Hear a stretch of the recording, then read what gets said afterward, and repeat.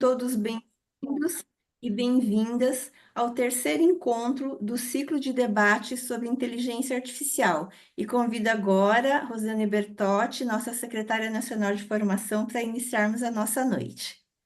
Rosane? Bem, buenas noches. Buenas noches aqui de Montevideo. Um abraço para todos e todas. Eu estou aqui participando de uma atividade ibo-americana organizada pela OIT, que debate o processo de construção de um parâmetro sobre educação e certificação para os trabalhadores ibo-americana, né? Organizado, então, pelo Instituto de Formação da OIT Sinterfor, uma articulação que participa América Latina, Caribe e Espanha. E hoje, aqui, além de estar participando aqui deste nosso terceiro ciclo de debate, este tema da inteligência artificial permeou a nossa discussão aqui. Qual o papel da inteligência artificial na educação e na qualificação profissional? Quais os dados, quais a importância sobre isso neste tema? Hoje também participamos desse tema em um curso que a Central Sindical das Américas está fazendo sobre a inteligência artificial, seus impactos. E, por acaso, nada é por acaso, a professora na CSA, que fez o debate, é nossa convidada especial de hoje, querida Carol. Então, boa noite todos e todas, sejam muito bem-vindos ao nosso terceiro ciclo de debate sobre a inteligência artificial, né? Hoje nós vamos fazer o debate sobre a estratégia sindical, letramento digital, soberania de dados, discriminações, algoritmos, que isso tem a ver conosco na nossa organização sindical. Mas antes de a gente entrar propriamente nesse tema, é bom lembrar um pouco que nós já estamos no nosso terceiro ciclo e todas as quinta-feiras vamos estar aqui com vocês. Na próxima quinta-feira, vamos conhecer um pouco da experiência da Espanha, né? Então, o importante da UGT da Espanha, que vocês já se organizem e vão vivenciar um pouco como foi essa experiência da negociação coletiva e esse aspecto importante da inteligência artificial. E na última aula da semana passada, nós tivemos, então, com Vitor Pagani, né, do Diese, e ele trouxe para nós os elementos sobre a inteligência artificial e o mercado de trabalho. Vamos lembrar um pouco do que Vitor nos trouxe, de quais os elementos que ele nos trouxe na aula passada, né? Ele fez uma relação de como nós estamos vivendo a revolução tecnológica, fazendo um pouco a discussão, fazendo uma relação com a revolução industrial.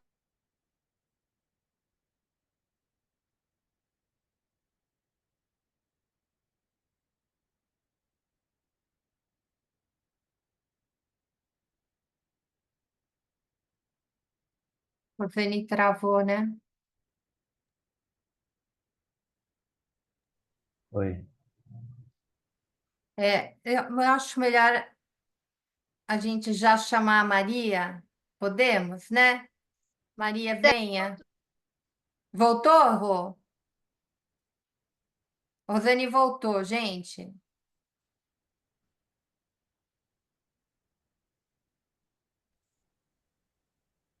Gente, eu caí? Caiu. Voltei, então. Não sei que hora que eu caí aqui, foi automática a minha internet aqui. Você Estava dizendo estava que... iniciando a sistematização, Rô, da aula passada. Ah, tá. Então, eu estava dizendo que Vitor Pagani trouxe para a gente essa relação da revolução tecnológica articulada com a revolução industrial, né? Ou seja, nós vamos vivendo várias revoluções, né? E diferente da revolução industrial, né? A revolução tecnológica, essa coisa da inteligência artificial é muito mais rápida, muito mais acelerada. E há pouco tempo, ou talvez nem muito tempo, a gente falava da Revolução 4.0, e que nós, o movimento sindical, ainda estávamos na Revolução Industrial, ainda estava na segunda, na terceira, e já estávamos falando na quarta revolução, e que precisávamos preparar o movimento sindical para essa revolução que a gente chamou de 4.0. Hoje já estamos falando da revolução, né, desse momento da inteligência artificial, e que ela é muito rápida, né? E que, como nós, os trabalhadores e as trabalhadoras, podemos nos apropriar desta revolução, desta inteligência artificial na nossa estratégia, no nosso processo organizativo, né? Vitor também nos trouxe que vamos ser atingidos ou vivenciados de forma diferente a inteligência artificial, né? Se a gente pegar como é que a inteligência artificial vai estar no setor dos bancários, no setor público, no setor industrial, no campo, né? Então, vivenciaremos de forma mais rápida em alguns determinados setores. Em outros determinados setores, talvez ainda permaneceremos mais com uma mão de obra, né? Percebemos também que no processo da inteligência artificial, muitas profissões serão extintas. Contudo, outras novas profissões vão aparecer. E que isso a gente precisa estar atento num processo da organização do movimento sindical, novas categorias vão surgir, novas formas de organização por local de trabalho, cada vez mais a atividade de trabalho intelectual a partir da sua casa, a partir do seu espaço, e como que isso precisa estar pensado no processo da regulamentação do mundo do trabalho, né? Ele nos trouxe também que já existem várias discussões sobre a regulação, sobre a inteligência artificial, né? Seja na Europa, alguns aspectos de algumas tentativas da regulação da inteligência artificial no Brasil, né? E a gente percebe de que o mercado, como sempre, não quer que regula nada, quer que essa regulação se dê para o mercado, se dê, não tenha garantia de direitos, né? Mas quanto que é importante a gente fazer um aspecto da questão da regulação da inteligência artificial. E ele nos trouxe 15 pontos, sim, aliás, 5 pontos que são importantes para nós. Um dele é que o que ele chamou de transição justa, né? E para nós, a gente pode ir aqui na transição justa, a gente pode aqui falar de transição energética, a gente pode falar aqui de várias formas de transição. Mas nenhuma transição ela será justa se ela não for considerada a questão do trabalho decente, se ela não respeitar o processo do trabalho decente e ela não tiver como centro a vida humana. Então, uma das questões que para nós é importante pensar que na regulamentação a gente tenha a garantia da questão da transição justa, ou seja, só tem transição justa se a gente garante direito, só tem transição justa se a gente garante trabalho decente, e isso só é possível se a gente colocar no centro as pessoas, os seres humanos. O que vamos fazer com o trabalho que a inteligência artificial pode fazer mais rápido? O que a gente consegue fazer com esse tempo livre? Se será para a gente viver mais com as nossas famílias? Será para a gente poder estudar? Será para a gente viver melhor? Ou será que seremos cada vez mais escravos desse processo do trabalho? Nesse sentido, a negociação coletiva ela é um tema fundamental. E como a gente vai usar a inteligência artificial na estratégia da negociação coletiva? Quais são os dados que vamos permitir que, digamos assim, que no processo de produção vão ter de nós os trabalhadores? Como isso vai estar de forma clara, de forma que as pessoas possam saber quais são, nós, os trabalhadores, saber quais são os dados que estão sendo usados de nós e como esses dados também podem estar a serviço para nós na negociação coletiva. como isso vai se dar no processo da distribuição de renda. A inteligência artificial cada vez mais produz mais e mais rápido. Quem vai ficar com a distribuição dessa renda, dessa produção? Isso é parte da nossa negociação coletiva. E também como isso vai estar num processo educativo, né? Porque se a gente não tiver acesso a isso, cada vez mais a desigualdade vai ser maior. Então, o tema da educação e a inteligência artificial é um tema que, para nós, ele é muito importante. Por fim, debatemos como sobre isso vamos atuar na nossa estratégia sindical. Quais os elementos, quais são as questões que vamos fazer na estratégia organização sindical. Não há digamos assim, uma receita única, não há uma ação única. Serão várias ações, vários processos de articulação que a gente precisa ter clareza nessa construção da inteligência artificial. Bom, esses foram alguns elementos que a gente quis trazer das falas que Vitor Pagani nos trouxe da aula passada, né?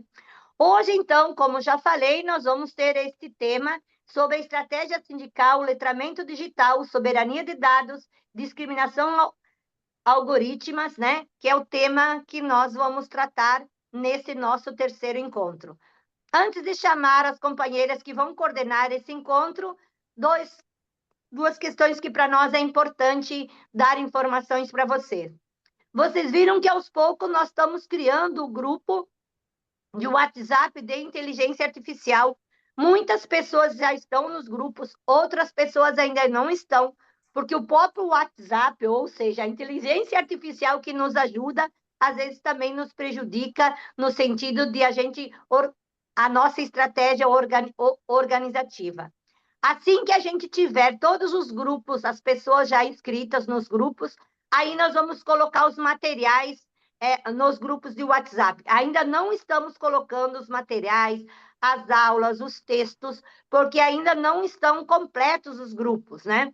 Então, se você tem um colega de trabalho da sua rede, do seu sindicato, que por acaso ainda não está no grupo, a gente vai colocando aos poucos e a gente está enviando o link para as pessoas acessarem os grupos, né? Infelizmente, nós somos pegos por essa tecnologia e aos poucos a gente vai criando e fazendo esta organização, tá? Quando alguém ainda não conseguiu, por favor, faça um contato com alguém da rede de formação, ou com o seu secretário de formação do Estado, o educador da sua escola, a equipe nacional de formação, que a gente vai tentando, aos poucos, incluindo as pessoas dentro dessa, digamos assim, dessa interação que o próprio WhatsApp está criando dificuldade para colocar vocês nos grupos. Assim que a gente tiver os grupos organizados, a gente vai enviar os materiais. Bom, sem mais delongas, vou convidar a Maria, que é nossa secretária de comunicação, porque lembrando a vocês que essa é uma atividade organizada pela Secretaria de Comunicação, pela Secretaria de Formação, pela Secretaria-Geral e Secretaria Internacional. Hoje está acontecendo o G20, começa todo o processo do G20 no Rio de Janeiro. Então, muitas pessoas estão no Rio de Janeiro acompanhando o G20, algumas pessoas estão aqui na sala, outras pessoas não estão aqui na sala, né? E eu quero convidar esta querida companheira, que é a Maria Faria, ela que é do setor da saúde, da Seguridade Social, já foi presidenta da CNTS-S, já foi secretária adjunta de Finanças, é uma companheira que tem muito acúmulo no movimento sindical e hoje é a nossa secretária nacional de comunicação. Bem-vinda, Maria, com você a palavra para convidar a nossa querida convidada, a qual, desde já, eu agradeço a possibilidade de estar conosco, querida Carol Coelho, né? Caroline Coelho, mas para nós chamamos de Carol, porque assim que ela nos permite a sua intimidade, né? Então, Maria, bem-vinda, obrigada, companheiros e companheiras. Sigamos aqui nesse nosso debate. Com você, Maria.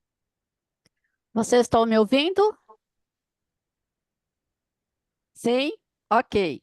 Então, primeiro, muito boa noite a todas as companheiras e companheiros. Bem-vindos todos aqui no nosso ciclo de debates, já no terceiro módulo, né? Um debate tão intenso e tão importante para o nosso dia, porque falar sobre as redes sociais, falar sobre algoritmos, falar sobre a inteligência artificial, a gente ainda é muito novo nesse tema, né? Todos nós, o movimento sindical ainda, nós estamos aprendendo e precisamos aprender mais e rápido, é verdade, porque é um tema pujante, as modificações estão aí, o processo é bastante acelerado e a inteligência artificial e as novas tecnologias estão aí em todos os ramos de atividade e a gente sabe que quanto mais rápido a gente tiver compreensão desse mundo, né, que é um mundo diferente daquele que nós estávamos acostumados até então, isso vai possibilitar que a gente possa desenvolver o nosso papel enquanto dirigentes sindicais com mais propriedade, com mais qualidade, com mais competência e com mais compreensão de mundo também, desse momento novo que o mundo do trabalho passa e que a sociedade de forma geral. Então, eu não vou ficar aqui repetindo os temas do nosso debate de hoje, porque a Rosane já colocou de forma bem explícita, bem clara aí, né? E é uma sequência nesse processo todo. Vocês fizeram a inscrição, vocês viram, tem uma sequência aí de aprendizado para nós todos. Então, eu quero imediatamente combinar duas coisas com vocês. Aliás, uma coisa e depois já passar para apresentar a nossa convidada. Primeiro que é o seguinte, dado o nosso tempo, não tem condição, a exemplo das anteriores, da gente abrir, né, o microfone para perguntas. Então, durante a exposição da nossa convidada, todo mundo pode fazer um questionamento, uma consideração pelo chat, e aí, tanto a Dilu quanto o Marquinho e a Maria Fro vão estar atentos a isso. No final, vão trazer essas perguntas para a nossa convidada e ela vai poder responder de forma geral. Alguma coisa que ficar, depois também a nossa convidada poderá responder e a gente coloca depois nos grupos para vocês, como foi feito anteriormente nos dois primeiros, tá bom? Isso posto, então eu quero aqui apresentar a nossa convidada, que tem um currículo fantástico, maravilhoso e que, portanto, pode nos ajudar muito no tema proposto desta noite.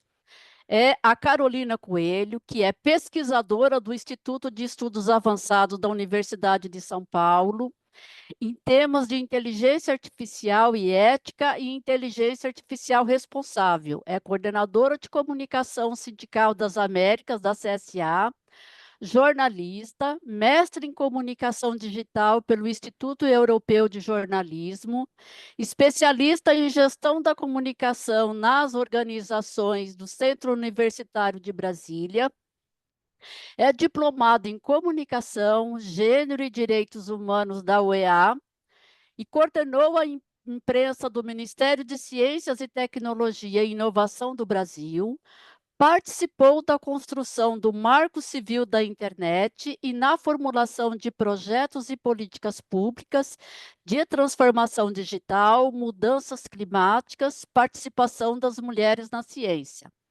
Foi do Escritório Regional para a América Latina da Organização das Nações Unidas para a Educação, a Ciência e a Cultura, Unesco, e é membro da Observatório do Futuro do Trabalho, iniciativa do Grupo de Pesquisa, Transformação Digital e Sociedade da Pontifícia da Universidade Católica de São Paulo e do Observatório dos Impactos das Novas Morfologias do Trabalho do Instituto Estudos Avançados da Universidade de São Paulo, da USP.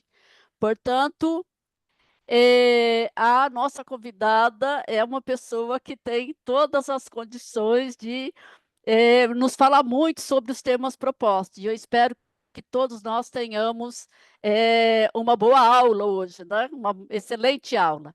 Então, Carol, muito obrigada por ter aceitado o convite. Você terá 50 minutos para fazer a sua explanação e depois, com certeza, nós teremos muitas perguntas dos nossos participantes aqui para você. E eu espero que a gente consiga dar conta de responder. Não dando, depois você pode nos ajudar aí, a gente envia o que faltar para todo mundo, tá? Porque esse é um tema bastante pujante e a gente sabe que todo mundo quer participar e muito, tá? Então, Carol, a palavra está com você, querida. Muito obrigada. Querida secretária Maria Faria, querida secretária Rossane, muito obrigada pela apresentação. Aí é uma coincidência incrível, porque hoje a secretária Rosane estava contando que a gente fez uma exposição hoje para a CSA, né, sobre esse tema. E olha que coisa incrível, eu abri a exposição de hoje falando do nosso querido, citando o nosso querido Antônio Cândido, nosso querido sociólogo, escritor que a gente, saudoso, né? E eu abri essa exposição de hoje da CSA justamente com ele, né? Porque a gente tem o tema do tempo, né? Como dizia Antônio Cândido, a luta pela justiça social começa por uma reivindicação do tempo. E eu quero aproveitar meu tempo de forma que eu me humanize, né? Então, essa questão do tempo, a gente está com um debate no Brasil sobre a questão do 6 por 1, né? Então, essa questão está muito em voga, mas a questão também que Antônio Cândido traz para a gente é a questão da gente se humanizar, né? E isso é muito importante no momento que a gente está vivendo agora, das novas tecnologias, é a gente se humanizar cada vez mais, a gente saber que as nossas características humanas são exatamente as características que vão fazer com que a gente não seja totalmente substituído no futuro pelas máquinas, né? Então, o seu querido Antônio Cândido, nosso saudoso, foi muito feliz já há muito tempo, pensando nessa questão da humanização também, né? Bom, gente, eu queria dar boa noite para todos e todas. Estou muito feliz de estar aqui hoje, tá? Eu gostaria de agradecer bastante o convite. Queria celebrar esse debate com vocês, tá? Essa iniciativa da Secretaria de Formação da CUT, né? Com a querida Rossane Bertotti, da Secretaria de Comunicação, com a companheira Maria também, com a secretária Maria. Celebrar o trabalho delas, né, e de toda a equipe de formação e de toda a equipe de comunicação também aí da CUT Brasil, né? Mandar um abraço do nosso companheiro Rafael Freire, nosso secretário-geral, um secretário que me apoiou bastante quando eu falei para ele que eu queria voltar para as pesquisas, que eu queria voltar para a ciência e tecnologia, que eu estava com saudade, e ele me apoiou muito nesse processo. Então, eu tenho que agradecer, a gente tem que reconhecer quando a gente tem um trabalho que apoia a gente nos sonhos da gente, né? Então, eu vi nas apresentações anteriores que muita gente perguntou sobre as fórmulas, né? Se a gente tem alguma fórmula para mitigar aí esses impactos das novas tecnologias no mundo do trabalho, né? E a gente fala muito que é difícil a gente pensar numa fórmula hoje, né? É muito complicado a gente pensar numa fórmula, até porque a velocidade das novas tecnologias, ela é uma velocidade exponencial e a gente não consegue acompanhar, né? Mas a gente sabe que há um caminho para a gente seguir, né? Há um caminho a seguir, né? E eu acho que esse caminho, né, como os nossos colegas que me antecederam também falaram muito bem, que eu acompanhei a apresentação deles, esse caminho ele está construído, gente, com estratégia, com formação, que é o que a gente está fazendo agora, né? Com regulação, com micro-regulação também, para as nossas categorias de trabalhadores, né? As micro-regulações específicas que possam atender as nossas categorias, com negociação coletiva e com liberdade sindical. Né? Então, por que eu estou falando isso? Porque hoje a gente não sabe de outro ator social, né, que tenha mais experiência e trajetória em negociações coletivas do que nós, do movimento sindical. Os sindicatos hoje, com as novas tecnologias, eles são mais importantes do que nunca. Então, quem acha que os sindicatos, com as novas tecnologias, perderam a importância e estão menores, essas pessoas estão muito enganadas, porque hoje a gente, como classe trabalhadora, a gente é mais importante do que nunca, né? A gente viu, tem algumas pesquisas que a gente fez, né, e outras eu vou citar uma pesquisa agora de um colega do Fairwork, que é um projeto da Universidade de Oxford, tem evidências que confirmam, né, que monopólios e oligopólios de empresas de aplicativos, por exemplo, de aplicativos digitais, né, têm sofisticado as suas práticas para fortalecer a identidade corporativa, né, ao invés de fomentar a solidariedade de classe. O que é isso? É a sofisticação que a gente tem hoje, né, da exploração laboral, né, é a modernização da exploração laboral que a gente tem hoje. Onde eu estou querendo chegar? Eu quero explicar por um exemplo bem prático, né? Como que essas novas, essas grandes plataformas estão querendo evitar, por exemplo, a liberdade sindical, né? E essa consciência de solidariedade de classe, e essa consciência da classe trabalhadora, de que ela é classe trabalhadora. Por que que essas grandes plataformas estão hoje tentando evitar, né? A gente tem um caso que dá para citar bem prático, que é esse caso do Fairwork. Eu vou citar, eles são um projeto da Universidade de Oxford, mas eles fazem pesquisas em vários países. E aqui no Uruguai, de onde eu estou falando agora, com apoio da Universidade Católica do Uruguai, né, eles apresentaram uma pesquisa sobre o trabalho de plataformas, né, exatamente, que aponta que empresas que são multinacionais, então várias delas também operam no Brasil, né, como Pedido Já, Rappi, Uber e Cabify, eles perceberam nas pesquisas que essas empresas não asseguram a liberdade de associação e muito menos a expressão da voz coletiva dos trabalhadores, né? Então, quando a gente vai analisar a cobertura, quando eles começaram a analisar a cobertura dos direitos observados pelas plataformas digitais, né, eles separaram em 5 critérios. Eles separaram em salário, em condições de trabalho, em contratos e gestão e representação justa, né? E aí esse estudo revelou que apenas uma dessas plataformas, dessas 5 investigadas,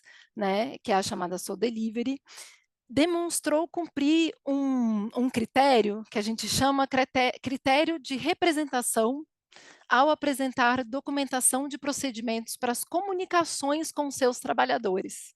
O que é isso, né? Tanto em aspecto individual quanto coletivo. O que é isso?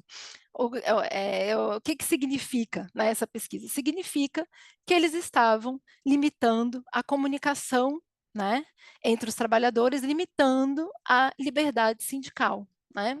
Então eu pergunto, né, para a gente fazer uma reflexão inicial, assim, se os sindicatos estão perdendo a importância nessa questão, né? Por que que eles querem tanto? Por que que eles têm tanto medo da sindicalização? Por que que eles querem tanto proibir e dificultar o processo de sindicalização no trabalho de plataformas? Por que que eles querem impor essa questão da individualização e da atomização e afastar o nosso movimento, que é o movimento sindical, que é o movimento mais aglutinador que a gente tem de trabalhadores no mundo?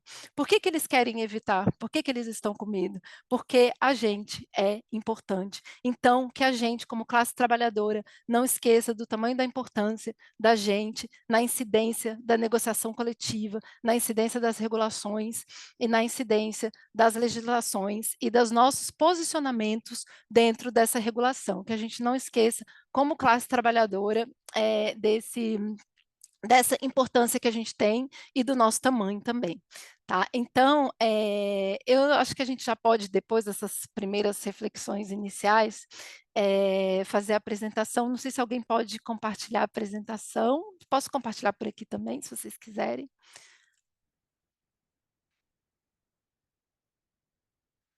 Muito obrigada, ótimo. Então, a gente vai fazer nossa apresentação de hoje, depois de começar com algumas reflexões, nós vamos fazer a apresentação de hoje sobre letramento digital, soberania de dados e estratégias sindicais, né? É uma apresentação que aborda a questão da regulação de plataformas, o direito à educação tecnológica dos trabalhadores e das trabalhadoras, e a gente vai analisar vários conceitos, né? Impactos e estratégias para enfrentar os desafios na era digital. A gente pode passar. Se quiser passar isso. Aí a gente tem o letramento digital, a gente vai trabalhar aqui agora alguns conceitos e a importância, tá? A definição geral do letramento digital, depois a gente vai entrar na definição mais específica, agora mesmo, definição geral, que é a capacidade de letramento digital tem essa definição geral, e depois a gente vai entrar no pensamento crítico do letramento digital e no pensamento crítico do conceito do letramento digital também, tá? Então a gente tem como um conceito geral, a capacidade de compreender, usar e criar informações nesse ambiente digital de forma crítica, né? Mas o que a gente tem exatamente sobre letramento digital? Eu acho que a gente pode ir no próximo slide, porque eu vou colocar o conceito para vocês, isso, conceito mais detalhado. O que acontece, né? A gente tem um conceito, né, uma definição e importância do letramento digital, que ele pode ser definido, primeiramente, como essa capacidade do indivíduo, né, de localizar, entender e avaliar, e criar e comunicar informações pelo meio das plataformas digitais. Só que esse conceito, na verdade, né, ele vai muito além do uso básico das tecnologias, né? Ele envolve um conjunto complexo de habilidades, né? Não só no uso das tecnologias, como no pensamento crítico do uso dessas tecnologias quando elas monitoram o nosso trabalho, né? Quando elas monitoram o trabalhador, né? Então, a gente sabe que esse conceito ele vai muito além do uso básico das tecnologias, né? Ele é um conceito que é muito focado no pensamento crítico, né? A habilidade da análise, né? Do discernimento da navegação de conteúdos digitais, né? Essas habilidades são essenciais para interagir de forma produtiva e segura, né, que é o que a gente tem que garantir, né, com as ferramentas digitais que estão cada vez mais presentes no nosso cotidiano. Então, eu gosto muito de sempre trazer exemplos práticos, né? E a gente tem um exemplo teve uma vez a CSI, nossa Confederação Sindical Internacional, inclusive um abraço também para o companheiro Lisboa, que sempre acompanha os trabalhos da CSA e está hoje na CSI, né? Uma vez eles estavam me explicando, estavam me contando que eles estão usando inteligência artificial para várias coisas, né? E uma das coisas que eles estão usando inteligência artificial é exatamente para trabalhos de traduções, né? E às vezes eles fazem traduções em espanhol e eles me mandam para eu dar uma olhada. Aí um dia chegou uma tradução para mim exatamente de um texto sobre igualdade racial, né? No Dia contra a Discriminação Racial. E no meio desse texto, que foi traduzido por uma inteligência artificial, estava escrito personas de color, que seria, em português, pessoas de cor, né, que a gente não usa de forma alguma no nosso movimento sindical, né? Por sorte, a CSI pediu para eu corrigir, porque eles estavam atentos também a essa questão. O que é isso? Isso é usar a ferramenta de forma crítica, é a gente saber que a gente pediu para ela fazer uma tradução, mas que nessa tradução podem vir vieses discriminatórios, palavras discriminatórias, que a gente tem que ter esse filtro e essa consciência crítica, né, para poder usar a ferramenta e corrigir a ferramenta, né? Então, para os trabalhadores, né, o letramento digital ele é essencial, não só nessa questão da habilidade do uso, né, das tecnologias, tá? Como também no contexto, né, da digitalização acelerada, da automação, né? Então, a gente sabe que em muitos casos, né, alguém ligou um som aqui perto. A gente sabe que em muitos casos, antes, funções realizadas manualmente, né, elas compreendem as tecnologias, Perdão, tem um barulho muito forte aqui, gente. Eu vou só tentar pedir para pararem, só um minutinho. Tá?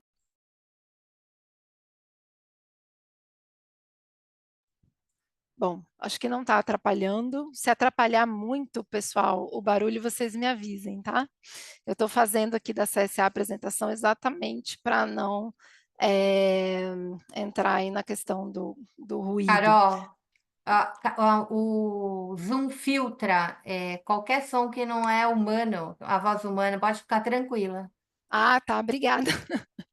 Obrigada por avisar. E mais uma coisa da inteligência artificial ajudando a gente, né? Bom, então vamos voltar aqui para o nosso conceito de letramento. Então, gente, para o trabalhador é muito importante, né, a gente compreender como é que as tecnologias funcionam e suas implicações, para quê? Para a gente conseguir se adaptar mais facilmente a essas mudanças e contribuir para o desenvolvimento profissional. Mas não só contribuir para o desenvolvimento profissional, a gente precisa também, né, saber que o letramento digital ele também envolve, né, ele deve ser uma ferramenta de empoderamento para os trabalhadores, né? Isso ultrapassa essa questão de só usar as ferramentas, né?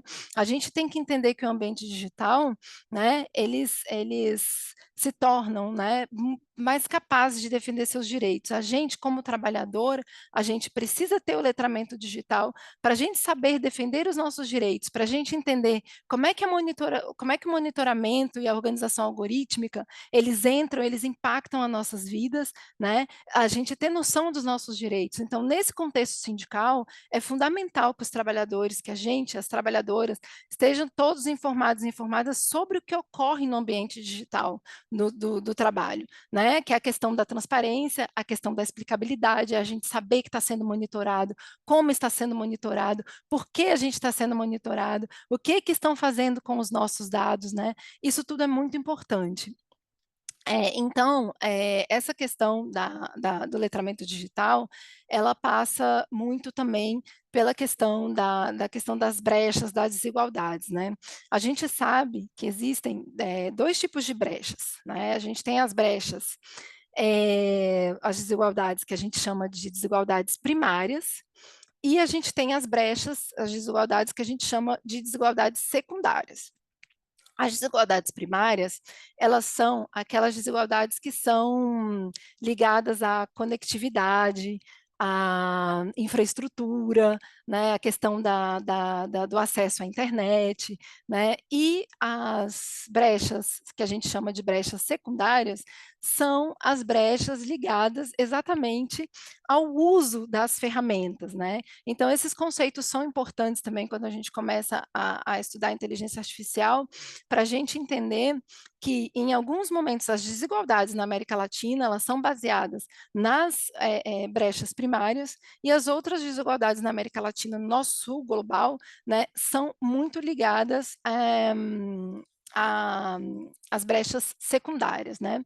E aí, eu queria trabalhar com vocês um pouco alguns conceitos, né, alguns conceitos críticos do letramento digital, porque o letramento digital, ele não é um conceito,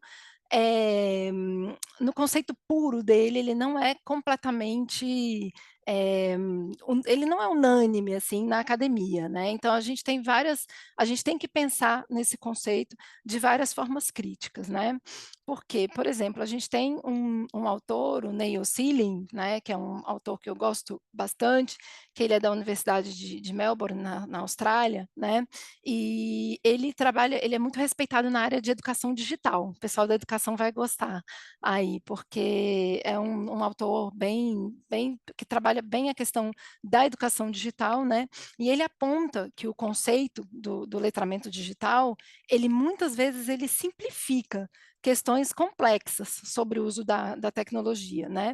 Então, ele argumenta que o letramento digital, ele tende a ser apresentado como uma solução, assim, mágica, né, para vários problemas, sendo que a gente, na verdade, tem que tratar as questões, né, porque os nossos problemas no sul global, eles são problemas estruturais, sociais e econômicos. Então, a gente tem que sempre considerar o contexto, né, que a tecnologia é usada, né.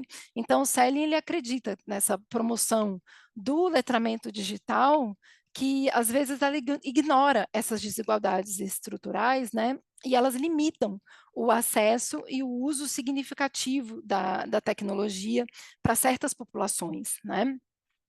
E isso perpetua essa ilusão de que apenas a competência técnica seria suficiente para promover a inclusão digital, né? A gente também tem um pouco é muito importante trazer essa compreensão crítica dos conceitos, né? E a gente tem um pouco também o senso crítico aí da noção do letramento digital, porque tem muita gente que fala que ele é neutro e universal. Ele não é neutro e universal, né? Isso sugerindo assim que a prática, né, do que se considera competência digital, vamos dizer assim, né, é muitas vezes definido, tá? Muito mais pelas necessidades do mercado de trabalho, sem considerar o bem-estar e o empoderamento social dos usuários e dos trabalhadores, né? Então, a gente tem que pensar na questão da consideração do bem-estar e do empoderamento da classe trabalhadora nesse contexto, né? Então, dessa forma, a gente alerta um pouco, né, que o letramento digital pode acabar servindo mais aos interesses de empresas de tecnologia e menos aos interesses reais da nossa educação e do nosso empoderamento social, né? A gente tem outro autor também, o Mark Warschauer, que é um professor de educação do Laboratório de Aprendizagem, também bem ligado à educação, da Universidade da Califórnia, tá? Que ele também fala um pouco, né, dessas limitações do letramento digital, porque a gente tem que pensar na exclusão digital, né? A gente tem que pensar que quando o letramento digital foca nas habilidades técnicas, né, ele deixa de considerar as habilidades críticas necessárias para entender essa dinâmica política e econômica da tecnologia, que é uma coisa que a gente vai ver agora mais para frente com a soberania digital, né? Que o verdadeiro letramento digital ele tem que incluir a nossa capacidade de questionar as intenções das empresas de tecnologia, né? Das empresas de tecnologia e das empresas para as quais os trabalhadores trabalham também, né? E de que maneiras essas tecnologias utilizadas hoje nas empresas, elas impactam as nossas liberdades individuais e coletivas, né? Então, a gente tem que pensar nessa questão do acesso desigual à tecnologia, né, recursos concentrados em certos países, em certas regiões. A gente tem que entender que a gente está no nosso sul global, né, enquanto outras áreas carecem de... Nosso país, a gente tem várias áreas que carecem de infraestrutura básica, por exemplo, de tecnologia, né? Então, a gente tem que pensar nisso, né, nesse contexto do letramento digital, no contexto latino-americano, né, onde esse termo não pode ignorar de forma alguma a nossa realidade econômica, a nossa realidade cultural, né? A realidade cultural da nossa região. Pensar nos nossos povos originários, pensar na linguagem dos nossos povos originários. Quando a gente fala de soberania, a gente fala de linguagem também, né? A língua de um povo é a alma de um povo. Como é que a gente vai deixar a tecnologia destruir uma linguagem, a linguagem dos nossos povos originários, por exemplo? Então, a gente tem que pensar bastante também na inclusão da linguagem dos povos originários nas nossas tecnologias, né?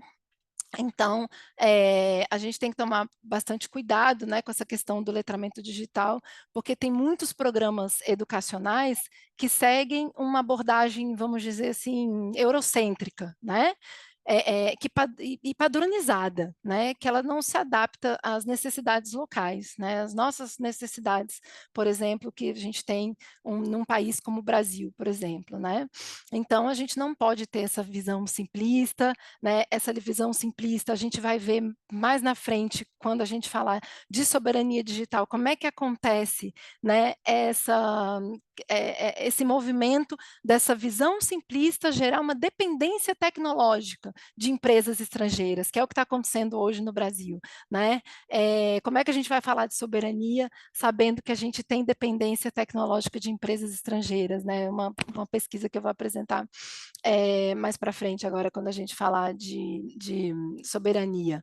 Então, é isso, né? A gente não pode deixar de lado a criação de soluções digitais que possam refletir as realidades locais, tá? Então, eu fico pensando também, né, como mãe, né, às vezes a gente pensa também, por exemplo, de como a educação hoje, tecnológica, vai lidar com a questão da gente saber que, por exemplo, daqui a 30 anos, a gente não sabe quais são as profissões que vão existir e as profissões que vão deixar de existir. Então, a gente hoje está criando os nossos filhos, a gente hoje está educando a nossa juventude, que é uma coisa que a gente tem que falar bastante da juventude trabalhadora, né? Sem saber exatamente que tipo de habilidade que a gente tem que passar para eles, porque a gente não sabe quais são as profissões que eles vão exercer no futuro. A gente nem sabe ainda, né? Então, a gente tem que pensar muito na questão educacional e pensar que a questão educacional, ela não pode deixar de lado, né? A educação digital ela é muito importante, mas a gente não pode deixar de lado a alfabetização tradicional, a educação tradicional. A gente não pode deixar de lado a escrita, né? A nossa escrita, a matemática, né? Então, assim, a gente já vê hoje alguns países, como a Austrália, por exemplo, que estão proibindo o uso de computadores nas escolas, né? Por outro lado, a gente tem outras políticas, por exemplo, aqui no Uruguai tem uma política muito interessante, que ela oferece computadores para as crianças, né? Meu filho está na 3ª série, ele ganhou um computador. Todas as crianças ganham um computador, mas elas são treinadas para usar essa tecnologia, esse computador, da forma mais crítica possível, com, por exemplo, aplicativos que são da região ou do país, né? Tentar não usar aplicativos que vêm do norte global, por exemplo. Então, isso tudo, essa consciência crítica na educação é muito importante, né? A gente ter essa questão. Deixa eu ver que eu acho que eu passei os slides um pouquinho. A gente pode passar os slides um pouquinho para frente, que a gente vai falar agora da questão da automação do trabalho, da produtividade de alguns setores impactados, né, com as tecnologias e algumas ações sindicais também, né, que a gente sabe que os sindicatos enfrentam, né, hoje. A gente enfrenta um desafio muito grande para adaptar nossas estratégias, para proteger os nossos trabalhadores nesse cenário, né? As questões sobre privacidade de dados é muito importante. A gente vai falar um pouquinho agora também na soberania digital sobre a questão dos dados dos trabalhadores no Brasil, como estão sendo armazenados, né? A questão do monitoramento da nossa produtividade, né? A questão dessa vigilância, né, algorítmica que a gente está vivendo como trabalhador, né, tem uma vigilância algorítmica, tem um monitoramento, né, não só dos nossos dados, dos dados dos trabalhadores, né, como todo um controle e um monitoramento de produtividade, né? E a Rosane, secretária Rosane, falou no início a importância da centralidade humana, né? Porque a gente não pode deixar que os algoritmos eles tomem decisões específicas sobre os trabalhadores, como demissões, por exemplo, que eles tomem essas decisões finais. A gente pode permitir que tenha uma gestão algorítmica no mundo do trabalho, ok, mas a gente não pode permitir, por exemplo, que decisões fundamentais, como as ligadas a demissões, sejam totalmente concentradas em ações de máquinas. A gente tem que ter a centralidade humana, tem que ter um humano por trás nas horas dessas decisões, né? Seria uma coisa muito importante da gente poder trabalhar, tá? Eu queria passar alguns exemplos para vocês, bem práticos, assim, sobre questões de letramento, porque eu acho que a questão do exemplo, ela ajuda muito a gente a tentar perceber, né, a tentar ver como a gente não só vai problematizar as questões na tecnologia, mas como é que a gente vai trazer o agir, o accionar, né, vamos dizer assim, como que a gente pode trazer ações, né, pensando em boas práticas que a gente tem, tanto no Brasil como em outros lugares do mundo, né, para a nossa realidade, né. Então, tem alguns exemplos, pensando nesses impactos, né, os impactos nos setores aí da indústria, dos serviços, do comércio, porque a gente sabe que os maiores impactos hoje da tecnologia, segundo os estudos, nos impactos de redução de trabalho, né, de automação, de substituição, né, de mão de obra, a gente vê um impacto muito grande no setor da indústria, no setor de serviços, no setor do comércio e no setor público, né? Então, algumas negociações coletivas e até acordos, né, de categorias específicas sobre letramento digital foram muito importantes, foram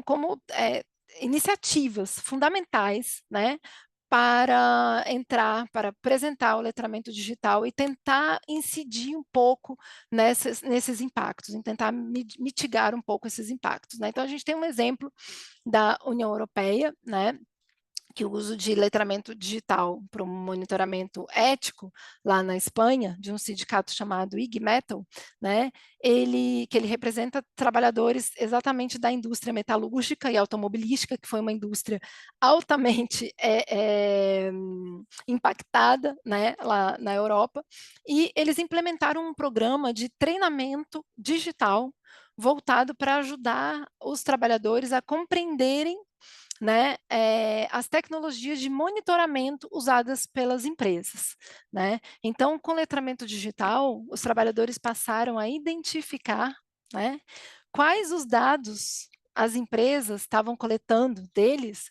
sobre produtividade, sobre horários, e isso ajudou o sindicato a negociar, ajudou a trazer um arcabouço de informações, né, para o sindicato negociar políticas para limitar o excesso excessivo dessas tecnologias, né? Então, a gente vê a incidência dos sindicatos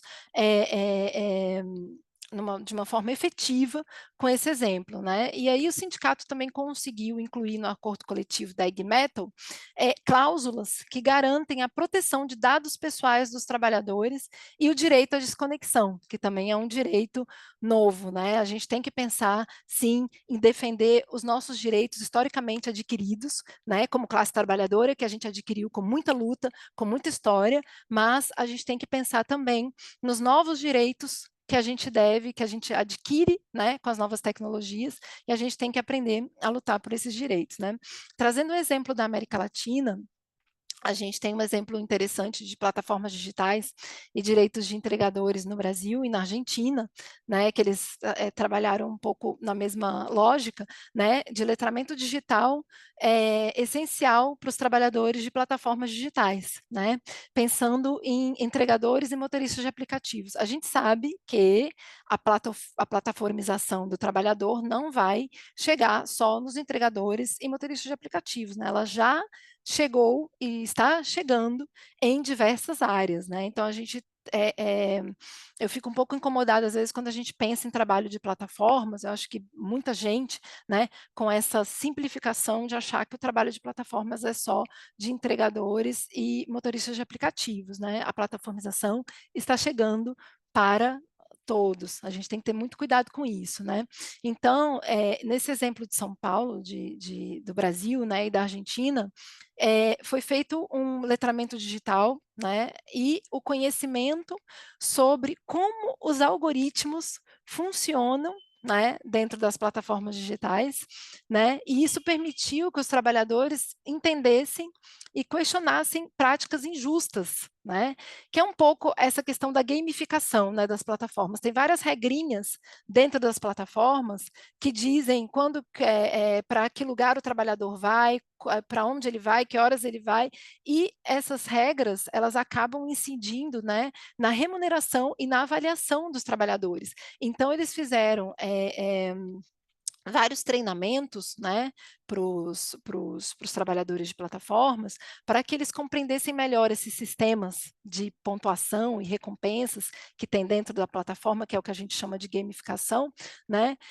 usados pelos aplicativos, né, e isso permitiu que eles pressionassem as empresas por mudanças mais justas nos sistemas de pagamento, principalmente. Isso incidiu um pouco, começou a incidir na questão do salário, né.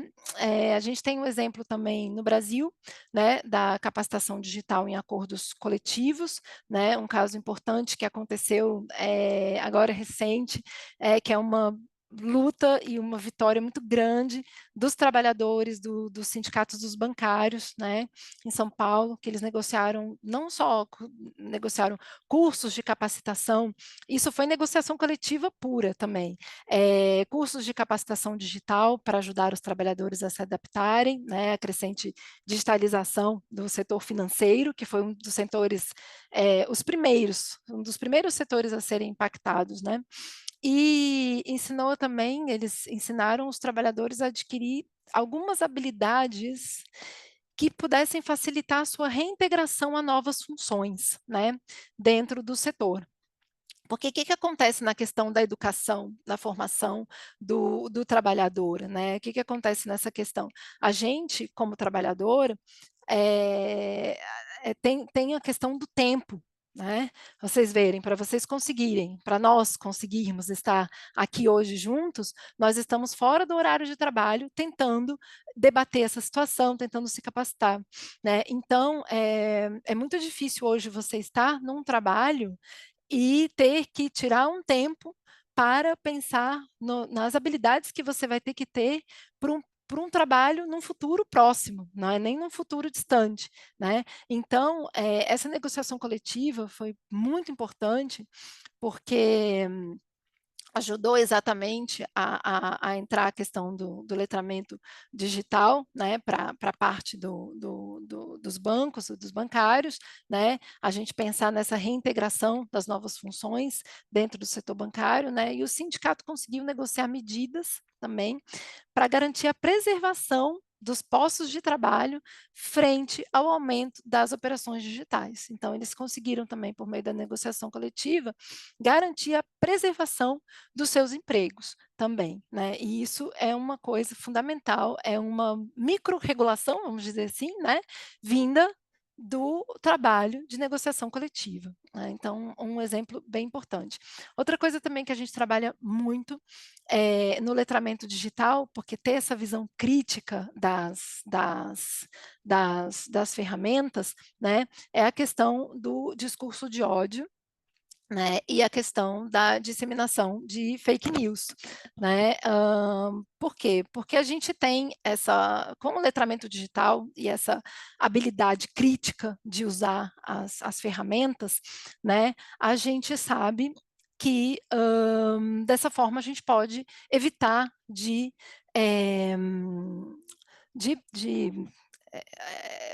de divulgar, de difundir, né, as fake news, né, que são difundidas de uma velocidade impressionante, porque a gente sabe, a gente tem a secretária Rosane acompanhou bastante a gente na Orra de Ruta de Comunicação que a gente construiu na Conferência de Comunicação da CSA, e lá a gente falava sobre a velocidade que a mentira que a velocidade da mentira é muito mais rápida para ser difundida do que a velocidade da verdade, né? Então, isso gera um mercado, né, muito rentável. Por quê? Porque as fake news e o ódio e a violência, né, são três características, né, de grande engajamento nas redes sociais. A gente vê agora pelo Trump, só fazendo um parênteses, né, pela própria eleição do Trump, que a gente teve o Twitter, o antigo X, foi o que mais recebeu verbas, que mais lucrou com as fake news na campanha. Então, o que eles fizeram? Eles alastraram as fake news, né, durante as eleições, para atrair votos para o Trump, ganharam muito dinheiro, lucraram bastante com isso, e aproveitaram esse dinheiro para financiar exatamente a campanha do Trump, né? Então a gente tem que tomar muito cuidado, e o letramento digital ele é muito importante por isso, porque ele também tem essa consciência crítica da gente usar a ferramenta digital para não cair nas fake news, na desinformação, e ter a questão de chequear, né, que a gente diz em espanhol, né, de checar, né, as informações, checar os dados, checar o próprio chat GPT, ele não dá informações totalmente verídicas. Acho que vocês brincaram aí com a questão do Atahualpa, né, na primeira aula, e o chat GPT disse que ele era um economista, né, não é economista. E é isso, aí a gente tem que ir lá no Google e checar, pá, ele é economista mesmo, né? Então, assim, a gente tem que ter essa noção de checar as informações que vêm dessas ferramentas, do chat GPT, de todas essas inteligências artificiais generativas que a gente tem, né? A gente tem que aprender a checar essas informações para não ter nenhum problema. Acho que a gente pode passar para frente a nossa apresentação, porque eu quero chegar logo na soberania digital, que é super importante a gente trabalhar. Bom, pensando nas recomendações para os sindicatos de trabalhadoras e trabalhadores também, eu acho que é um tripé aí de formação, de atuação sindical e de parcerias, né? Tem que parabenizar a CUT, porque a CUT está num caminho muito bom. Por quê? Porque a gente tem que trabalhar a formação, oferecer cursos voltados para direitos trabalhistas no âmbito da digitalização, né? A atuação sindical é outra parte do nosso tripé, que é negociar acordos coletivos que incluam proteção, né? Que incluam a proteção dos nossos direitos adquiridos historicamente, né? E também a inclusão dos novos direitos ligados à privacidade, monitoramento e vigilância, que a gente já falou. E as parcerias também, que são muito importantes, colaborar com instituições de ensino e de pesquisa, né, na digitalização, colaborar com governos, com empresas, enfim. A gente tem alguns exemplos muito interessantes dessas colaborações, né? Por exemplo, a USP com a CUT, a gente está aqui hoje junto, né? A USP fez parte de boa parte da formação aqui da CUT, né? Essa questão da gente conseguir a parceria com a academia é muito importante, é fundamental, né? Também a gente pensar em parcerias com empresas, né? Tem o caso da Microsoft e a AFL-CIO, né? A Microsoft e a AFL-CIO fizeram uma parceria, né? Muito interessante, e anunciaram uma nova associação, né? Entre tecnologia e trabalho sobre IA, né? Pensando no futuro da força trabalhista, né? Então foi uma aliança para educar trabalhadores, né? Incorporar a voz dos trabalhadores no desenvolvimento tecnológico, que isso é muito importante. A gente tem que incorporar os nossos posicionamentos nos desenhos das tecnologias e nos desenhos dos algoritmos que são padronizados no machine learning, né? No aprendizado de máquina, né? Então, isso também é muito importante, a gente pensar que o nosso posicionamento dos trabalhadores, ele tem que estar não só na ponta, né, da tecnologia, mas ele tem que estar desde o desenvolvimento da tecnologia e da ferramenta, né, desde o desenvolvimento, né,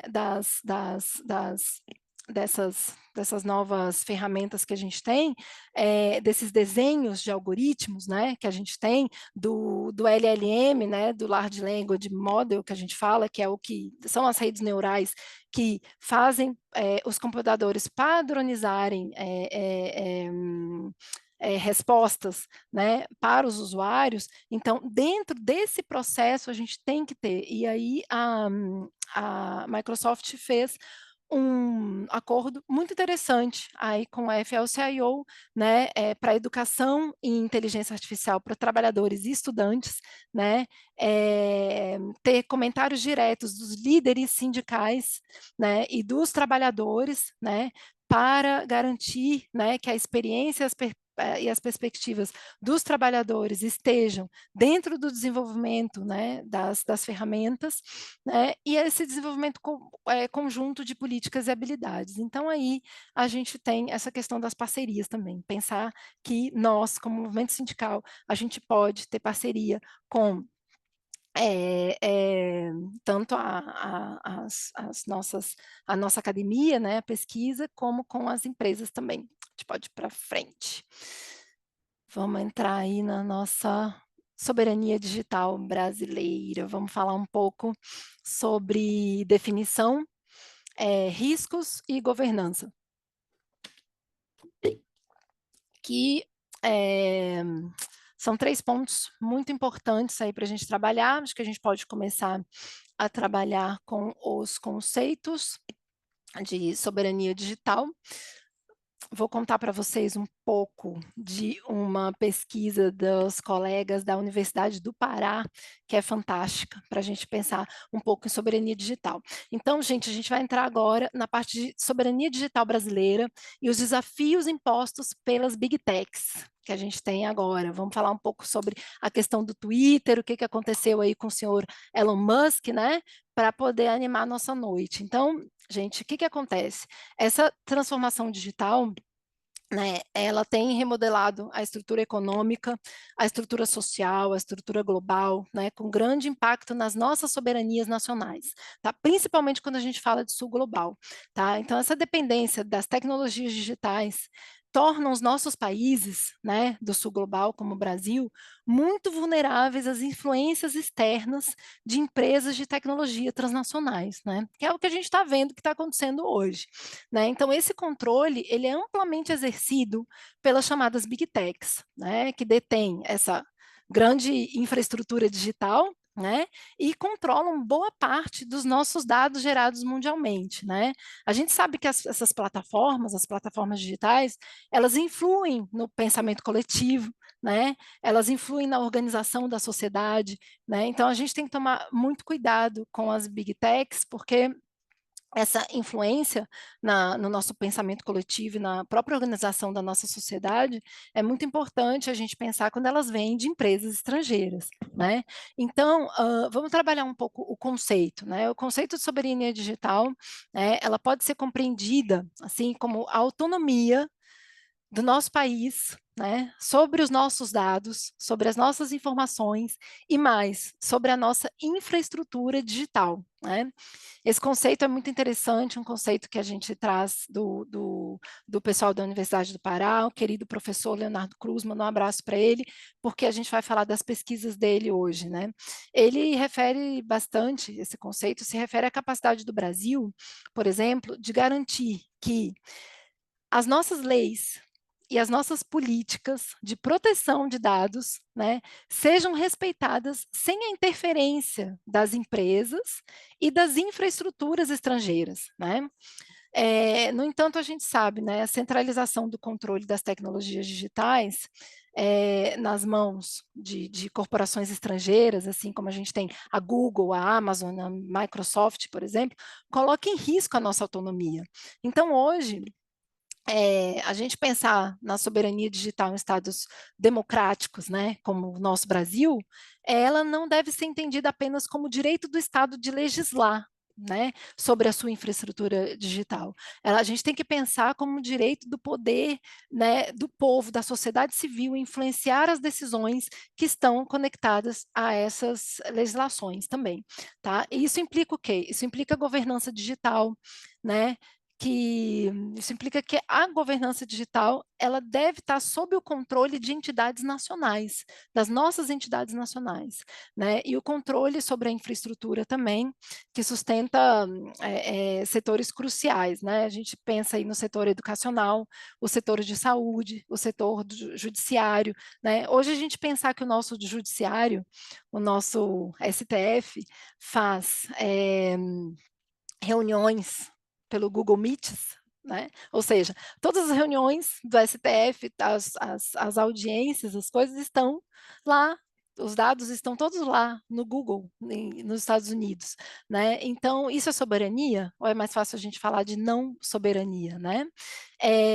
A falta de soberania, né? Assim como a falta de regulações, né? A gente pode fazer um paralelo aí, né? Porque a gente viu nas aulas anteriores, gente, que a falta de regulação, ela exacerba, ela aumenta, né, as desigualdades, ela coloca em risco os nossos direitos trabalhistas e ela afeta o bem-estar dos trabalhadores, né? E a falta de soberania digital no Brasil também gera vários riscos, né, em diversas esferas, né? A gente pode pensar acho que pode passar o slide, se quiser. A gente pode pensar na questão da esfera econômica e na esfera política, né? No campo econômico, por exemplo, a dependência das tecnologias estrangeiras limita o que a gente chama da inovação nacional e a competitividade, né? Pensando aí nos impactos da esfera econômica, né? Ela impede a inovação e impede a competitividade, tá? Porque os dados que poderiam impulsionar a criação das nossas soluções locais, eles são absorvidos por empresas estrangeiras. Olha só, a gente tem essa pesquisa da Universidade Federal do Pará, que é do pessoal do Observatório da Educação Vigiada, tá? Que mostra que 80% das universidades públicas brasileiras utilizam serviços de e-mail de empresas estrangeiras, como a Google e a Microsoft. Gente, o que isso significa? Isso significa que grande parte das informações trocadas por pesquisadores e por estudantes brasileiros está sob o controle de empresas sediadas fora do Brasil, né? Olha só isso, a gente tem os nossos dados, eles têm eles conseguem cuidar dos nossos dados, armazenar os nossos dados, né? E comercializar os nossos dados e treinar as próprias ferramentas deles, né? Tem uma pesquisa também que mostra que os dados já está terminando o meu tempo, né, Maria Faria? Já vou começar a arredondar, como diz aqui. É que eu estou empolgada aqui, porque é o seguinte, tem uma pesquisa que é uma pesquisa do pessoal do ITA, tá? Que fala o seguinte: todos os dados, todos, não são 80%, são todos os dados dos servidores públicos federais, civis e militares do Brasil estão sob a guarda, estão sendo geridos pela IBM, tá? E esses dados, os nossos dados, eles são utilizados para treinar uma ferramenta chamada Watson. Ou seja, eles pegam os nossos dados, treinam a ferramenta deles, conseguem evoluir, né? Conseguem inovar com os nossos dados e depois vender a tecnologia deles para a gente, né? Isso é soberania, gente? Isso não é soberania. A gente hoje não pode falar de soberania no Brasil, o que a gente tem é não soberania, né? É exatamente isso que acontece, né? Então, falando um pouco porque a gente falou da esfera econômica, tem a esfera política, né? Essa dependência afeta a nossa autonomia no Brasil e afeta também a execução das nossas leis, né? Ou seja, tem uma tentativa muito recente que a gente teve, que foi de aplicar as nossas legislações sobre fake news e desinformação nas plataformas digitais com o PL 2630, tá? O PL 2630, ele foi conhecido como PL das fake news, mas na verdade ele é muito mais amplo do que isso. Tá? E foi por isso que ele foi negado, por isso que ele não andou, porque ele é a capacidade do Brasil de aplicar as suas legislações nas plataformas. Isso vai muito além das fake news, tá? E o que aconteceu com empresas, por exemplo, como a Google, tá? A Google fez lobby com grandes investimentos, com políticos brasileiros para assegurar os seus interesses. Gente, então o que é isso? Isso quer dizer que a gente tem hoje, no Brasil, além da bancada da bala, além da bancada do boi, além da bancada da Bíblia, a gente tem a bancada das Big Techs, e a gente tem que estar muito atento com isso, porque foi a bancada das Big Techs, tá, com muita influência e lobby do Google e da Microsoft, que conseguiram atrasar o PL e vão conseguir atrasar qualquer tipo de regulação que a gente tiver, que a gente tentar fazer para enfrentar um pouco o poder dessas grandes empresas, tá? Então, eu queria deixar essas reflexões, ficou um montão de coisa ainda para eu falar, não consegui falar tudo, mas eu quero escutar também todo mundo e poder fazer a participação do pessoal, né? Então, eu vou parar por aqui e depois a gente continua mais.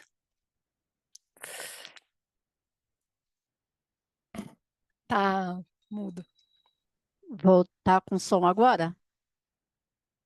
Tá, né? Ok. Quero te agradecer muito, porque assim, eu acho que a gente ficaria a noite toda aqui. Ainda mais agora que você entra nesse tema que ele vem se desdobrando, claro, mas da soberania nacional, né? O que é essa base de dados que a gente no dia a dia, no telefone, vai fornecendo e municiando eles cada vez mais, e assim, como que eles manejam isso dentro do nosso país, né? E acabam influenciando as tomadas de decisões aqui, é uma coisa absurda, perigosa, assustadora, né? Então, chama a atenção da gente, porque, assim, o movimento sindical ele precisa ter essa compreensão da gravidade para que a nossa ação ela seja uma ação que extrapole, né, aquilo que nós chamamos que são os trabalhadores de carteira assinada, aqueles que nós representamos. Mas essa massa de trabalhadores e de juventude hoje que acha que o bom é cada um fazer, ser dono de si, e que não tem problema, e que a tecnologia veio para isso, e que é tudo uma inovação, é tudo para melhorar a vida das pessoas, e a gente sabe que não é bem assim, né? Que bom seria se fosse dessa maneira. Então, regulamentar. Agora a gente está falando sobre a escala 6x1, né? Olha só. Nós estamos falando da escala 6x1 para um trabalho regulamentado de uma jornada que a gente defende que seja máxima de 40, porque a gente já tem categorias com jornadas menores no país, né? Agora, e a gente faz o quê com esse mundo que está aí nas tecnologias e que não tem regramento nenhum? É um absurdo o que está acontecendo e a gente sabe que quem perde são, é claro, a grande massa de trabalhadores e quem ganha são né, os grandes donos, como o nosso infeliz lá dos Estados Unidos. Mas, enfim, de qualquer forma, esse é um tema que a gente vai ter que aprofundar mesmo entre nós, cada vez fazer mais atividades para que a gente compreenda melhor e possa ter parcerias no sentido de ação mais unificada também e mais contundente, para que os lobbies deles não sejam os vencedores na hora que a gente tiver que enfrentar de fato essa questão da regulamentação, que é essencial para todos nós. Mas aí eu queria pedir para a Flor agora colocar um pouquinho para a gente sobre a reação aqui do nosso público hoje no nosso chat. Carol, você procure fazer o máximo possível, mas a gente compreende que o nosso tempo é muito escasso, mas a gente vai pedir a gentileza, depois a gente passa tudo isso para você. Se você puder depois nos responder de forma que a gente disponibilize para todo mundo, seria de grande ajuda, tá bom? Fro,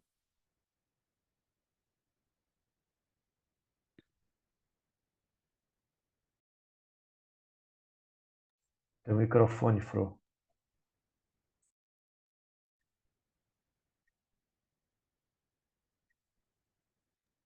Eu tô sem mouse, tá difícil a minha vida aqui, trabalhando com mouse só do notebook, tá bem mas, ruim.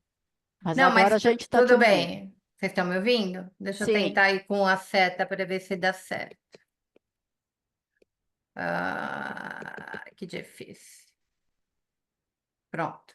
Bom, tem poucas perguntas, na verdade, são mais reflexões e comentários, tá, Carol?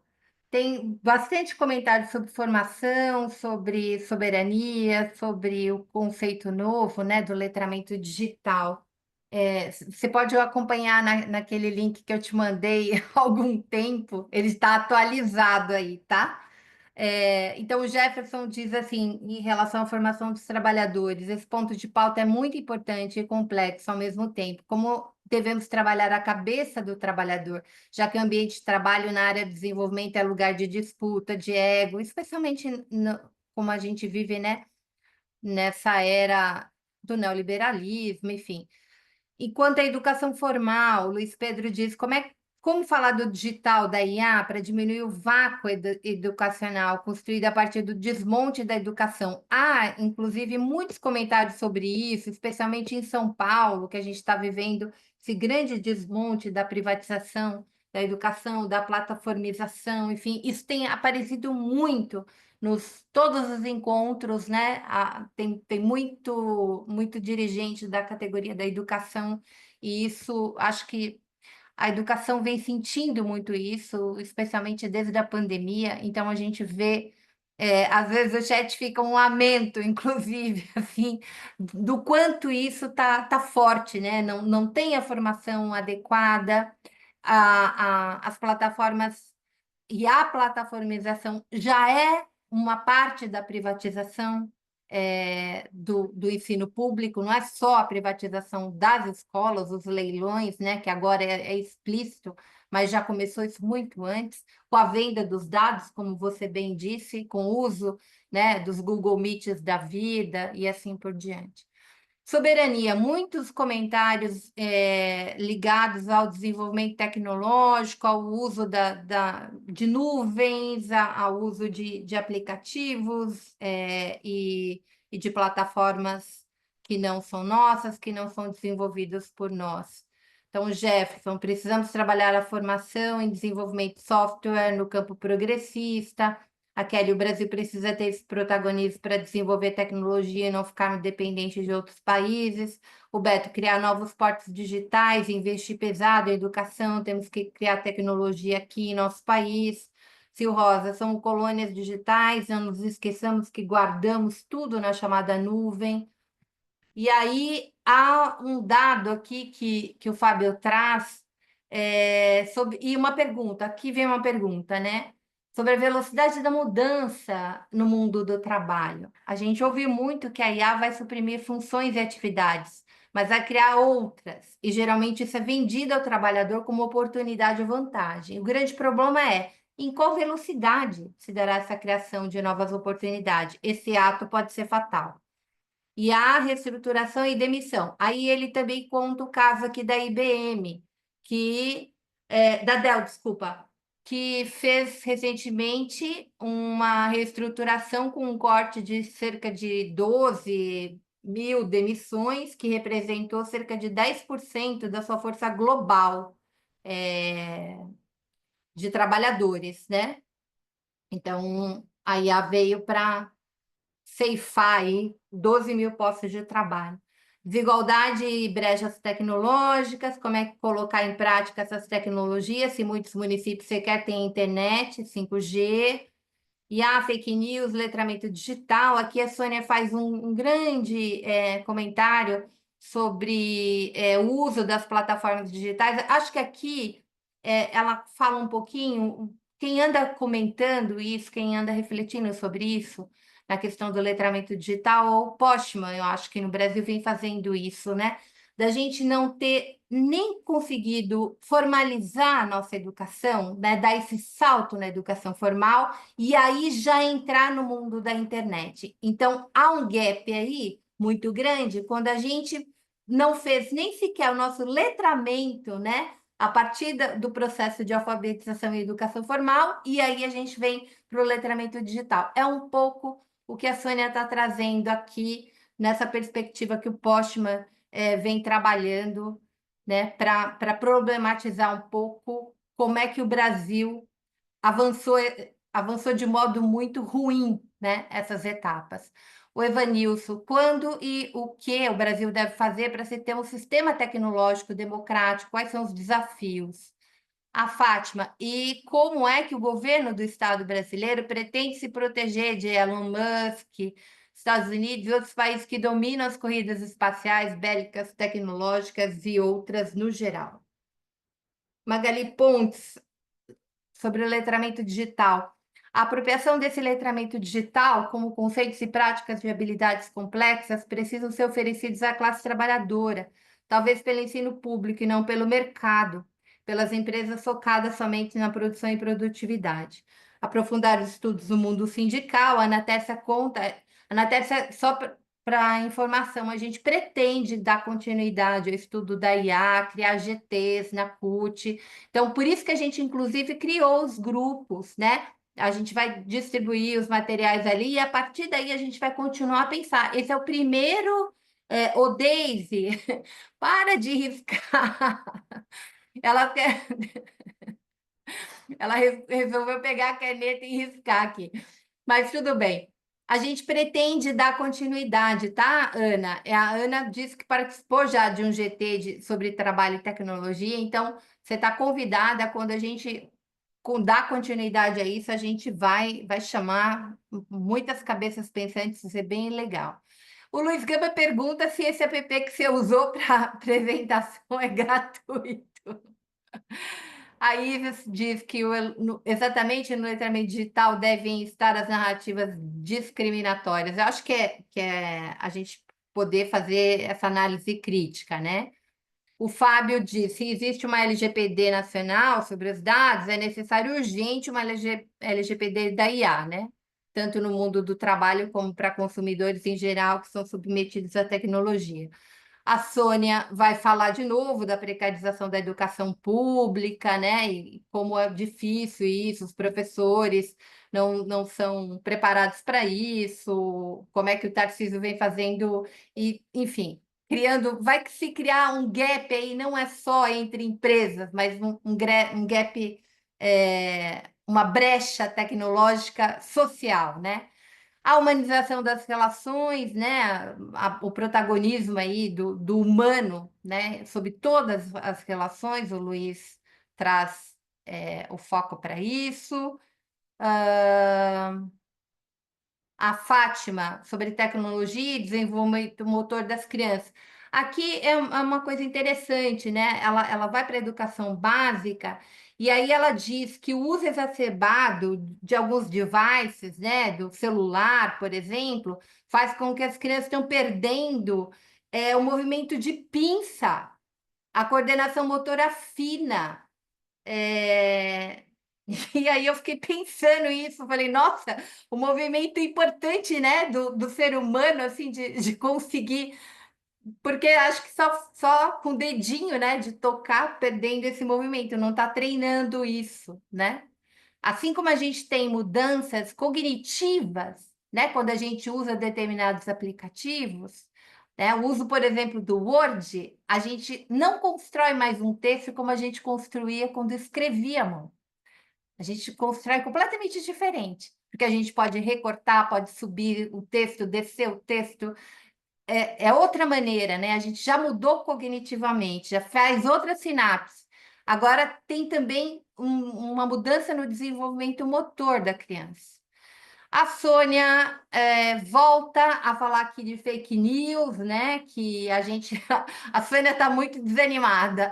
Ela acha que, como a gente não preparou, assim, a distopia vai chegar aqui muito breve, como chegou na Argentina, como chegou nos Estados Unidos, né? Essa dissonância cognitiva. Gente, ontem um sujeito se explodiu, né? Se vestido de coringa. Já chegou, já está aqui. A gente não precisa ir muito longe, né? O cara se vestiu de coringa e foi para frente do STF. Assim, ó, e morreu. Uma bomba. Mais dissonância que isso, não posso crer. Bom, é isso. Tem alguns outros comentários, a gente vai complementar, pessoal. E a Carol tem o link desse documento, depois ela manda para a gente, ela vai continuar nesse diálogo com a gente, né, Carol? E aí o tempo é todo seu. É isso, muito obrigada, Maria Fro, pela ajuda com os comentários aí, né? Eu fiquei animada com os comentários porque eu sou dessa turma aí dos pessimistas com muita coisa, né, gente? Eu acho que a gente tem que tomar muito cuidado com a educação infantil, principalmente a educação digital infantil, né? A colega estava falando agora, né, da questão da motricidade fina das crianças, né? Nossa educação tradicional, a gente tem que tomar muito cuidado, né? Tem algumas pesquisas já que estão já sendo divulgadas sobre o impacto na estrutura cerebral das nossas crianças que têm muito tempo de tela por dia. Né? Olha só isso. Então, assim, a questão cognitiva das nossas crianças, da nossa juventude, a questão da depressão, a questão do suicídio em jovens, né?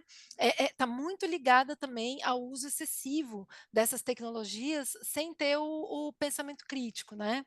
Então, isso tudo a gente precisa pensar com muito cuidado, né? Eu queria aproveitar um pouco, já que tiveram muitos colegas que falaram sobre a questão o pessoal gostou aí do debate sobre a soberania, né?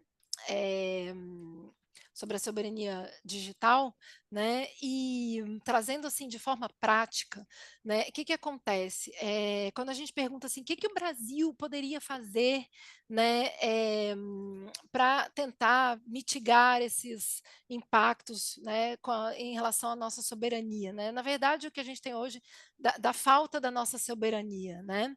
Eu gosto muito de olhar para algumas legislações, não ter a visão eurocentrista, não, mas às vezes a gente precisa pensar em algumas legislações que são mais rigorosas para poder entender, por exemplo, por que os nossos dados hoje, das nossas universidades, do nosso STF, dos nossos funcionários públicos, né, federais, civis e militares, podem estar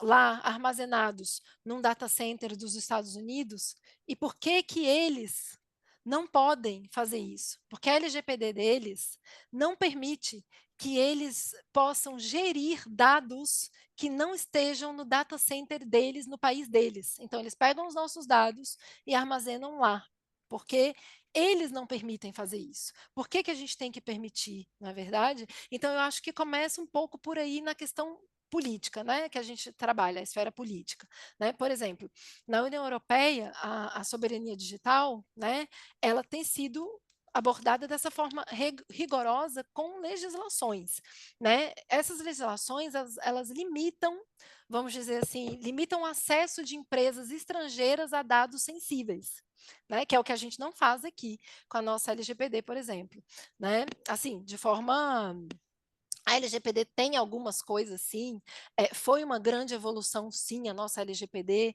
A nossa LGPD foi um movimento trabalhado, estudado e bem feito? Foi, sim, mas a gente precisa pensar um pouco nessa questão mais rigorosa, né? Por exemplo, a implementação do nosso regulamento, do Regulamento Geral de Proteção de Dados, que lá na Europa é chamado de GDPR, né, pela sigla em inglês, exemplifica, por exemplo, como um bloco econômico pode limitar a coleta e a transferência de dados para fora das suas fronteiras, né? Na Europa, por exemplo, menos de 1% das universidades públicas armazenam seus e-mails em servidores como os da Google, por exemplo, né? Se for comparar com o nosso país, a gente tem 83% das nossas universidades que alocam esses dados, né? Então, eu acho assim que no Brasil, para a gente estabelecer movimentos, né, para estabelecer uma soberania digital, ele inclui várias coisas, né? Inclui a questão da legislação rigorosa, né? A LGPD já é um marco, já é um grande avanço, já é uma inovação, já é um passo a mais, um passo à frente, e os pesquisadores, os legisladores, todo mundo que trabalhou em cima do LGPD do Brasil tem todo os seus logros, né? Porque realmente a gente tem que reconhecer esse trabalho. Mas, além da legislação, tem a questão da infraestrutura própria, né? A gente precisa trabalhar a nossa infraestrutura própria. Acontece que a gente passou um momento de austeridade e de corte de gastos na ciência e na tecnologia no governo anterior, que impactou muito a nossa ciência e tecnologia, né? Agora a gente tem já os investimentos aí da nova indústria, da nossa FINEP, né? Que a FINEP é nossa e tem aí financiamento para infraestrutura, para pesquisa, para tecnologia, né? A gente tem a estratégia brasileira de inteligência artificial, o nosso plano de inteligência artificial que o Brasil lançou, o nosso governo brasileiro de agora, o nosso governo atual lançou com recursos específicos para nova industrialização. E isso tudo eu acho que impacta na infraestrutura própria do Brasil. A gente tem que trabalhar a nossa infraestrutura tecnológica. Então, a gente tem esse binômio, né? Infraestrutura tecnológica e conhecimento, investimento em pesquisa, investimento em ciência, investimento em ciência e tecnologia, investimento em estrutura tecnológica, isso tudo eu acho que é um caminho interessante, e do outro ponto de vista, a questão legal, né, a questão das nossas legislações, para tentar buscar aí a diminuição da nossa dependência com relação às infraestruturas e tecnologias estrangeiras, e também tentar apoiar a nossa soberania, né? Teve um pessoal também que falou sobre a questão da velocidade. Isso aí realmente é muito interessante. A gente pensar hoje, a questão da velocidade ela é assustadora, né? Porque a gente não tem a criação de novos empregos, né? Essa coisa de dizer que a gente tem uma ótima oportunidade e pronto, é quase impossível de pensar que isso é só uma oportunidade, porque a velocidade com que esses empregos vão ser gerados, né? Os novos empregos vão ser gerados, ela é muito menor do que a velocidade do que os empregos hoje estão sendo automatizados, né? E no meio disso tudo, dessa velocidade, que é muito maior a perda de empregos do que o ganho de novos empregos, né? É que para a gente conseguir ocupar essas novas vagas, esses novos empregos, a gente tem que estar capacitado, a gente tem que estar preparado e a gente tem que estar formado para isso, né? Então, eu acho muito complicado assim, a gente pensar que poderia conseguir atingir a mesma velocidade de reskilling, né? De novas habilidades, de criar novas habilidades, do que a automação, né? Então, eu vejo isso assim como um ponto bem preocupante, e a nossa classe trabalhadora vai continuar sendo, sim, bem impactada com essa velocidade dessas mudanças, né? Que mais que a gente viu? A questão do vácuo educacional, que é verdade, né? A gente tem são vários vácuos que a gente tem na nossa região, né? Pensando no nosso sul global.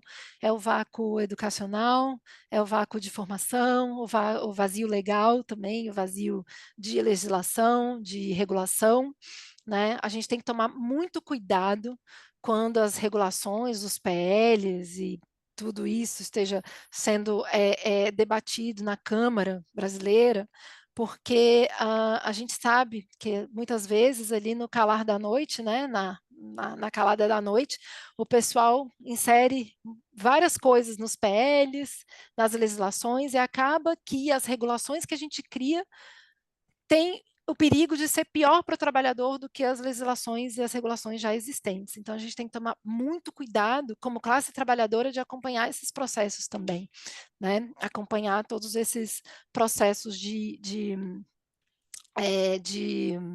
legislações. Teve uma parte que eu não consegui apresentar para vocês, que eu acho que a gente pode apresentar depois, numa próxima oportunidade, que é uma pesquisa que a gente tem sobre racismo algorítmico e os desafios da empregabilidade, principalmente das mulheres negras, né, com relação à inteligência artificial. E aí eu vou deixar para uma próxima etapa aí para a gente poder debater esse assunto. De repente eu mando um texto para vocês, alguma coisa, para poder dar uma introdução aí no tema.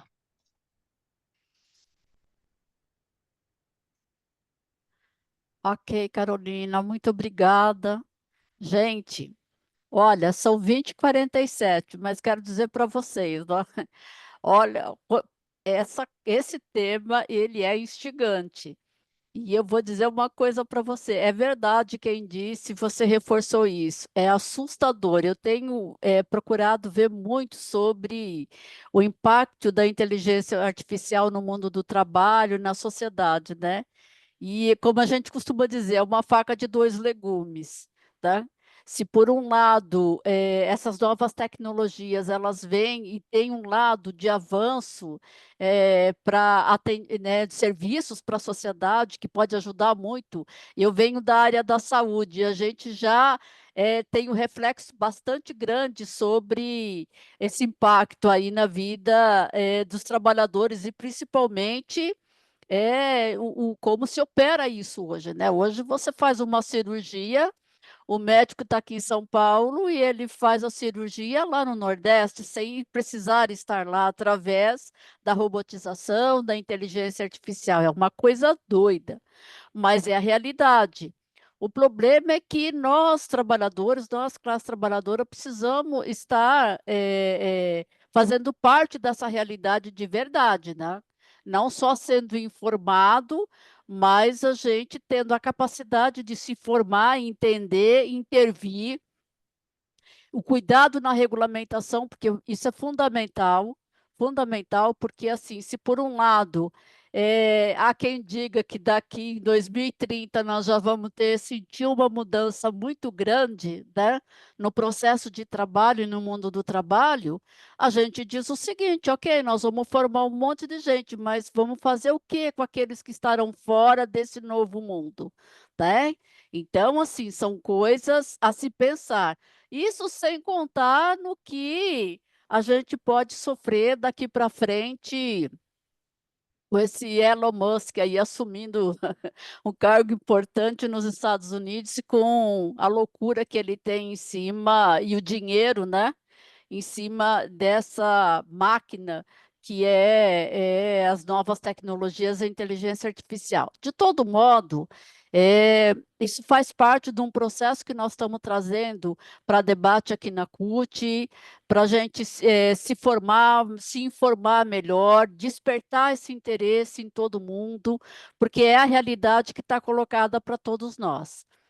Então, eu quero, assim, agradecer muito, Carol, dizer que, assim, a gente vai continuar com as nossas atividades, como a Maria Flor já falou, a gente vai terminar esse bloco do ciclo de debates, mas nós vamos aprofundar o debate, nós vamos aprofundando, porque nós precisamos fazer isso, é de responsabilidade nossa, né? Inclusive, já quero aqui deixar o convite para quinta-feira que vem, né, dia 21, também às 19 horas, nós vamos ter aqui o nosso quarto encontro, que será a negociação coletiva e experiências dos trabalhadores da UGT na Espanha, para a gente ver como que já se deu aquilo que você disse. A negociação coletiva ela é extremamente importante nesse momento, para a gente colocar na pauta, na mesa, né? Que não é só uma questão do emprego, do salário, mas como lidar com isso nesse processo de transição do modelo que a gente tem visto que nós vamos enfrentar aí. E dizer para cada companheiro ou companheira que, assim, aqueles que o material já foi dito aí, na medida que os grupos forem formalizados, a gente vai estar disponibilizando para todo mundo. E, ao mesmo tempo, também, na medida que os nossos convidados puderem contribuir com mais elementos, a partir, inclusive, das questões que foram colocadas, a gente também vai estar enviando para cada uma, né? Agradeço mais uma vez a presença de todos e todas. Queria estimular muito vocês, que assim a gente participe mesmo desse ciclo de debates, participe desse processo que nós estamos iniciando na CUT, que é aprofundar o debate sobre as novas tecnologias, inteligência artificial do ponto de vista da economia, do ponto de vista da formação, do ponto de vista do mundo do trabalho, do ponto de vista do impacto disso nas nossas vidas, né? Que isso é fundamental para que a gente, de fato, venha exercer o nosso papel de forma tranquila, mas também com bom conhecimento de causa e ajudar essa turma que está chegando aí, que será o futuro do nosso país. Queria passar para a Maria Flor para ver se tem mais algum aviso, alguma consideração. Não, Flor? Então, agradecer toda a nossa equipe que tem nos ajudado bastante, agradecer às secretarias envolvidas, comunicação, formação, SRI, Secretaria-Geral, e desejar a todos uma boa noite, um excelente feriado, bom final de semana e até a próxima quinta-feira. Boa noite, gente. Muito obrigada, viu? Boa Tchau. noite, pessoal. Tchau, tchau. Muito legal estar com vocês. Um abraço para Obrigada, todas e Carol. todos. Bom 15 de novembro, hein? 6x1, É. encontro 6x1 na rua. Tá bom. Mostrar o rosto só para vocês, para ver que eu estava aqui. É que eu estou adoentada, então eu não quis ficar muito exposta. Obrigada, gente. Valeu.